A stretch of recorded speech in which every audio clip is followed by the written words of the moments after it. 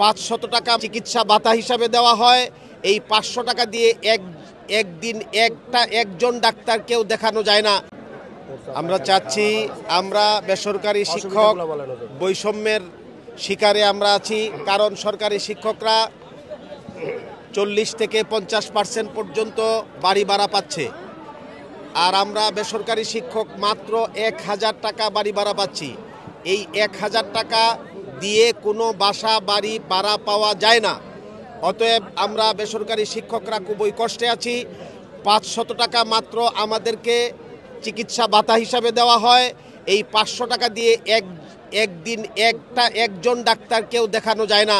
একজন ডাক্তারকে দেখাইতে গেলে একজন ডাক্তারের ভিজিট কমপক্ষে 1000 থেকে 1500 টাকা। এরপরে ঔষধ কিনতে হয়, এরপরে আমাদের পরিবারের অনেক সদস্য আছে। এই 500 টাকা দিয়ে আমাদের চিকিৎসা ভাতা কিছুই সম্পন্ন হয় না। এরপরেও আমাদেরকে বিভিন্ন বৈষম্যের শিকার করে রাখা হয়েছে। আমরা বেসরকারি শিক্ষক বিভিন্নভাবে নিগৃহীত আছি, যেমন শ্রান্তি ভাতা দেওয়া হয় সরকারি শিক্ষকদেরকে, আমাদেরকে কোনো শ্রান্তি ভাতা দেওয়া হয় না। এরপরে আমাদের উৎসব ভাতা দেওয়া হয় মাত্র 50%। এই 50% উৎসব ভাতা দিয়ে আমাদের একটা ছাগল কেনার মতো টাকাও আমাদের হয় না।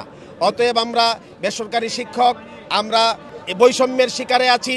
অতএব আমাদের দাবি, আমরা সারা বাংলাদেশের সমস্ত স্কুল, কলেজ, মাদ্রাসা, ইউনিভার্সিটি সহ সকলকে যেন আমরা কমপক্ষে 20% বাড়ি ভাড়া হিসাবে আমাদেরকে দেওয়া হয়।